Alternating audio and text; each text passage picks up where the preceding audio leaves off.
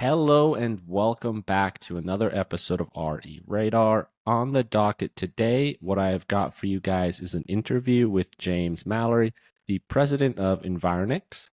And what Environix kind of is their goal is they provide Western Washington with honest professional solutions to different complex environmental issues. I hope I didn't mess up anything there, but thank you very much for joining me today, James.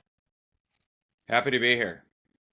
hmm And so, just hopping right into a couple of questions, just getting more info on Environix for the audience here. When did you begin Environix, and what was kind of the reason behind that company coming together? Yeah, we started Environix in 2003. A buddy of mine actually started, a friend from college, about 6 months before I showed up. And he was selling insulation for new construction and found that a lot of the jobs were being put on pause because the installers were finding mold in the crawl space, subfloor, things like that on the walls. And it was a pretty expensive issue. Whether the worst case scenario was if they installed all the insulation and then found mold after. As you can imagine, people buying a new house are not super excited to find the crawl space covered in mold. So that was the first spark. As he noticed, the caliber of companies coming out to fix this seems fairly low, and it was very expensive. So it was a perfect market opportunity to say, I think we can do a lot better job of this, and we can save people money in the process. So I came on maybe 5, 6 months after Mike had started it, and we began with those first contractor style customers and then grew it from there. And kind of what are some of those main calls that you had been getting early on, and has that switched at all? Are there any new mold coming out, anything like that that you're finding, or has it stayed pretty consistent? Yeah, it's a good question. I'd say the basic calls around mold have stayed the same. It's just broadened. And then we'll get to that in a second. But in some ways, it's surprising because if you had asked me 22, 3 years ago when we started this, that we would still be at this level today, I would have said, no, building code is going to figure this out. Contractors are going to identify better ways to build a house, and eventually our business would decline. Good for customers, bad for us, but that was my prediction. And I found that to not be the case because building code is actually making it more likely we'll have mold problems. And whether, of course, water sources, none of that's changed. So the mold's there. The way we're building houses has, if anything, exacerbated it. So the basic foundation of the phone call has been fairly steady. Either people see mold on the wall and say, hey, why is this here? Got to figure it out. Or they don't feel well. They have some sort of health issue and perhaps a reference from their doctor or something like that. They start thinking, maybe it's my house that's causing a problem. The one thing I've seen that has changed quite a bit is people's general awareness of like chemicals in the air, VOCs, indoor air quality. That's increased a lot. In the old days, even just 10, 15 years ago, when if you'd said pollution to somebody, you would just automatically think outside. Wildfire smoke, exhaust from cars, living near a city, you'd think outside. Now, people are much more attuned to the fact that pollutants can be much worse indoors than outdoors. So we get a lot more phone calls of people that kind of have that background knowledge and awareness of, man, I want to have my indoor air quality checked out. Even if there isn't maybe a specific known incident happening right then, they just have a general health concern for that. That's interesting right there, because yeah, you would expect maybe the mold would go down over time. You'd expect industries to figure these things out, but apparently that's not what you're seeing. There's more calls about mold coming in now than 20 years ago, huh? Yeah, and it's a fundamental tension between the more energy efficient you make a house, in general, I would say almost without exception, there are some exceptions, but in the vast majority of cases, you are going to decrease indoor air quality. And if you think about it, it makes sense. So the way to improve the energy efficiency of your house is to tighten it up and you stop that air leakage. So you're not having to pay to heat up more air or cool it in the summer. Well, that very nature of sealing a house up is also sealing all the pollutants and moisture in the house. That, And the only that's way to fix that is fairly expensive, and it's beyond the energy penalty of just venting a house. So perhaps I think the most ironic and funny example of this is current code calls for very tight houses, right? You have to air Mhm. seal and spray foam all your penetrations, your top plates. You got to really seal a house when you build it today. So much so that the same code that requires that sealing of the house requires you to mechanically ventilate the house, and in many cases, literally put holes in your exterior walls with passive vents Mhm. to allow that air to escape. So we're realizing, oh boy, we can't tighten houses up this much, so let's kind of reverse all those gains and ventilate it. I mean, I get it because the only way to really do that right is a pretty expensive piece of equipment where you can vent without the energy loss, but in our mild climate in the Pacific Northwest, almost nobody's willing to spend the money for that. So we're just in a funny no man's land in between kind of two phases of the code. And Yeah, that is interesting right there. Because yeah, everyone wants a airtight home, so they don't have to spend as much on heating and all that. But airtight isn't always the best. Now, what are some ways that homeowners could potentially prevent some of these different issues from actually beginning in the first place? it's actually, I think, much easier than most people realize. If you live in Alabama or Florida or Texas, your humidity happens in the summer. Well, maybe the winter as well, but you feel it in the summer and it's annoying. There's nothing you can do about that without dehumidifying that air. You've got to suck the moisture out. In the Northwest, all of our humidity happens in the winter. Our summers are fairly dry, low humidity. It's in the winter when we have our humidity problems. Most people don't necessarily recognize this because you don't feel it on your skin. If you walk outside in January, take a day like today, it's maybe 45, and the humidity could be fairly high, but you would never feel it because the absolute amount of moisture in the air is still low. It's just the temperature makes that relative humidity go up. So, all that being said, it's actually very simple to solve it because all we have to do is bring in fresh air to drive down the humidity. And I'd say probably 85, 90% of phone calls that I get for mold related issues are driven by humidity. If you have Mhm. a leak, yeah, you can certainly have mold growth, but typically people see that and they stop the leak and they dry it out. So most of the worst problems that we run into where it's really systemic throughout a house are not from leaks. It's from background humidity that has caused mild to moderate mold growth throughout the house. All that can be fixed by just bringing in fresh air in the winter months and maintaining a warm house. It confuses a lot of people because they look outside and think it's 45 degrees and raining. How on earth is bringing in that fresh air going to help anything? That's about as It's kind wet of air as you can get. contradictory right there. But what people I think fail to recognize, we're talking about relative humidity. And that word relative tells us a lot. It means that it's the amount of moisture that specific temperature of air can hold. So if you take that 45-degree air that's saturated and soaked from a rainy day and you bring it in your house, which is what a bath fan does or any sort of ventilation, you're sucking air in, and you heat it to 70, well, the air expands dramatically, the volume. But the amount of water stays the exact same. So your relative humidity goes down from 100% way down to like 40. You'll never have mold growth. And all you've done is you've brought in wet, cold air, heated it up. Problem solved. So Open up a window. 95% of our advice for customers, I mean, we have to fix maybe a more complex cleanup, but the long-term solution is always some form of let's reduce the humidity, improve ventilation. Just open up that window Yep, and yep. let And the let window thing yep. is funny, just to hit that for a second, is Hmm. that it's pretty psychologically hard to keep a window cracked when it's 25 out in Hmm. January. It's not comfortable, and you just are constantly thinking, what a waste of money. I'm heating up the great outdoors. So that's where we like to have it mechanical, where we automate a bath fan at a low setting or hook it up to your furnace, some way where it's kind of out of sight, out of mind. It's doing the necessary ventilation, but it helps you resist the temptation to go turn it off. And it Hmm. just kind of builds it into the baseline operating of the house. Yeah. And now, before I get into a little hypothetical on some mold growth, I'd love to throw in and just talk about asbestos with you for a little bit. I know that's a topic that a lot of people probably have heard of asbestos. Do you guys deal with that at all? What's your opinion, I guess, on asbestos and how to deal with it, or if you do? Yeah, so we do asbestos testing and evaluation. We don't do the abatement. Hmm. So we'll often make that handoff to a customer, to another third party contractor, to do the cleanup.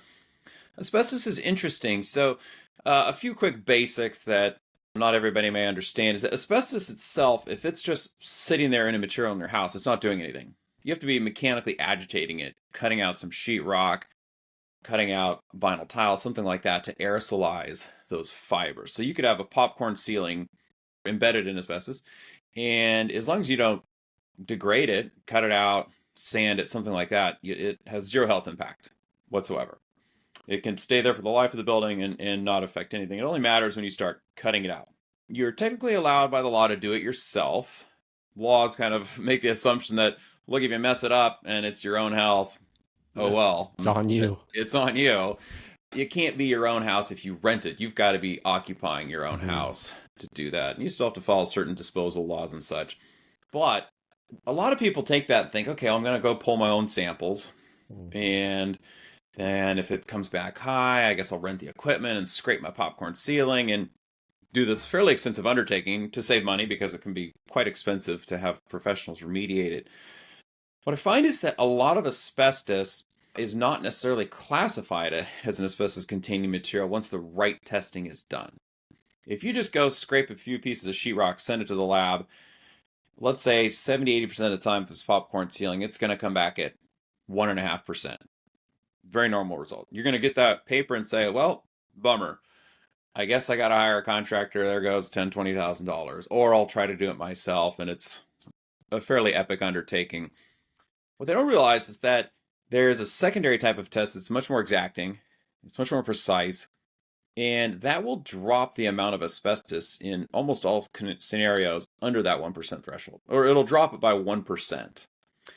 And, without getting too deep into the weeds, what this means is that many, many times, what initially starts out as asbestos containing material, with further testing that's not terribly expensive, certainly in the grand scheme of what you're going to pay to remediate it, will drop under that 1% threshold, and then it's not considered asbestos containing material. The cleanup becomes dramatically less expensive. So, this is a fun way that we're able to often save people many, many thousands of dollars, tens of thousands of dollars. And if you do it as a homeowner, that testing procedure is very likely not going to come up. So if people were to take away a summary of that without trying to memorize the percentages, just think the initial result from your asbestos testing is often not the final answer. There is more can be done to further evaluate, does that really cross the threshold of asbestos containing material? And in most cases, we are able to offer good news and say, hey, further testing, we're underneath that number. It's a less intense procedure. And then another just key point, I think, really just to emphasize is the idea that as long as it's left alone, you're in theory fine. Exactly. And in So, fact, I've been really changing my tune on advice for people for popcorn ceilings. mhm, I find in many cases it's better to, instead of scraping it, just put on a fresh layer of sheetrock on the mhm, ceiling. Because what happens, actually, it's happened to my own house. My prior house was built in the 50s, and I scraped all the popcorn ceiling off and didn't realize until it was all scraped off that the underlying ceiling was in really bad shape. But the mhm. popcorn ceiling kind of hid It, the imperfections, uh-huh. and all this effort to scrape it, and then, wow, that ceiling looks terrible. And it takes a lot of work to try to get it back up. So in many Mhm, cases, you'll have a better result if you just leave the popcorn, get a sheetrock contractor to put 3/8 inch sheetrock on top. You don't have to treat it as asbestos because you're not tearing it out. You're just mhm. screwing it up. You're encapsulating it. You'd Covering it. have to remember it was there if you ever had like a water damage roof leak or something. But short of that, you don't need any additional procedures, and you'll typically have a better final Product. aesthetic look to it than Mhm. trying to scrape it off. Yeah. Yeah, that's a great point right there. Now, getting into the little hypothetical here, back to the mold. Now, let's say someone were to notice that they'd started to have some mold accumulate underneath the roof in the one of the joists. Let's say some mold's growing, they notice a little mold up there. First part, just what would you say, in your professional opinion, would be the most likely reason for that mold up there? Yeah, in In almost all cases, it's going to be related to excess moisture, vapor form coming into the attic from the house, or there's not enough ventilation to get the natural amount of moisture out. So Hmm. we're either talking disconnected bath fans, so you're just blowing hot, humid air into the attic, or you've got missing or insufficient vents. Often the vents are blocked by insulation. The soffit vents were covered by the insulation contractor, or often when it's just re-roof, they just didn't put in enough Hmm. vents to begin with. So I'd say the majority are ventilation related. Finding a disconnected bath fan is great because you got this smoking gun, Hmm. fix it in 10 minutes, you're done. I'd say usually it's a combination of that and some missing venting. A disconnected bath fan will typically affect a fairly small area, and often we see these issues. They're somewhat widespread. So there's a third factor that is very surprising to people, I think, is that often too much insulation can cause mold growth in an attic. Again, this is so counterintuitive because people Yeah. think, well, I'm doing the right thing. I'm going to add some insulation to my attic and help improve the R value of my ceiling and lower my energy bills. All that's true, but the more insulation you add, the colder your roof sheathing becomes. Hmm. And as we talked about earlier, the colder something is, the higher the relative humidity is going to go up. So, all things being equal, if you've got an old 50s house with 4 inches of insulation, and then you come in and blow in R50, you better make sure your ventilation's really dialed and all your other air sealing factors are in really good shape because that roof was staying warm from the lack of insulation, and that's going to go away once you got 20 inches of insulation. That's going to be very cold. So that's a really surprising one that I think no insulation contractors out there saying, hey, be careful, this might cause mold. It's just not really on the radar because they're thinking pure energy efficiency. That is something to keep in mind when people are adding insulation or replacing it. Now, let's say this person, they never noticed this mold accumulating up there. How long or what would happen if it was just left alone and nothing was done for that mold growth that started accumulating? Yeah, so most of the attic mold problems are fairly slow. They're not Mm. something that happens over months, unless it's really severe, unusual case. Typically, these are multi-year incidents that cause this growth to occur. In the first few years, it's going to mostly an aesthetic nuisance. It's going to be hard to sell that house because you're going to Mhm. have visible mold. It's not typically going to affect the air quality. There's something we always like to point out that the air in your attic is going up and it's about to leave it. The air in your house is going into your attic. It's called the stack effect. So warm air is always rising, and that is true in a house. Mhm. So it's very unusual for attic mold to come back down into the house. So we try not to phrase it as a health issue. It's a roof structural moisture Mhm. issue, probably not going to affect the air quality of the home. Now, that being said, over time, what it'll do is it will degrade that roof sheathing. Whether it's OSB or plywood, that moisture and the fungal growth will eventually degrade the structural integrity of it. And home inspectors feel this, and roofers when they're checking out a house. You've probably seen this in real estate. A home inspector comes down and says, the roof feels Mhm. spongy. That's what they're referring to, is that over the years, that moisture saturation has caused it to lose its stiffness and its structural integrity, which means eventually you'll need to replace that sheathing, which would add a lot of cost to the re-roof. None of these are catastrophic. None of these are things I would say don't buy a house because it has it. These can all be fixed. It just means when you re-roof, you might have a few extra $1,000 of cost to replace the sheathing, whereas if you nailed your ventilation. So I think a mold in an attic is first an indicator that something's wrong, and that will drive us toward fixing the ventilation that over the long term will cause a more expensive issue. I guess you've started touching on it, but how would you, what would be the steps to take with fixing this mold issue? Yeah, so the first thing we're going to do is fix all the ventilation. We're going to make sure the moisture management in the attic is dialed. So often the least expensive solution is actually our most effective, where we air seal the ceiling, which is what a new construction house has done to it. Anywhere there's a hole basically going into your attic, so anywhere you've got an electrical wire coming up, can lights, things like that, we're going to air seal those. That's by far the most powerful preventative aspect. We want to stop the air from bringing moisture into the attic. Once that's done, then if a house needs more soffit vents, ridge vents, we'll fix the venting. And at that point, you've solved the future problem. The trick is that mold, it will perhaps die is not the right term, go dormant. Once you've pulled the moisture out and it's operating in a good condition, that mold can't grow ever. It's like a seed that doesn't have any water. It's just going to stop. But it doesn't change visually. It'll look the exact Hmm. same. So 10 years could go by and it'll look as black and unpleasant as it did 10 years prior. So what we've found is that it's very difficult for somebody to sell their house and tell the prospective buyer, no, no, no, I fixed it. Look at all the venting I did. Look at all this. And then they go up in the attic and say, yeah, but it's covered in black mold. So Hmm. really? And we have found it's much better just to have the fairly minor additional cost to treat the attic, so we'll kill the mold, and then put an encapsulating layer on top. And what that is it blocks all the residual staining. The mold's dead. So that part's fixed, but we need to do something to address all that staining on the underside of the sheathing. The other benefit is it's the only way to know if it's really come back. If you don't fix that staining really well, then you get called back 2 years later and they say, hey, I think you messed up. The venting was not done right, and here's the evidence. There's mold regrowing. Well, it's really difficult to tell if that's actually fresh mold growth or that's just the old staining, right?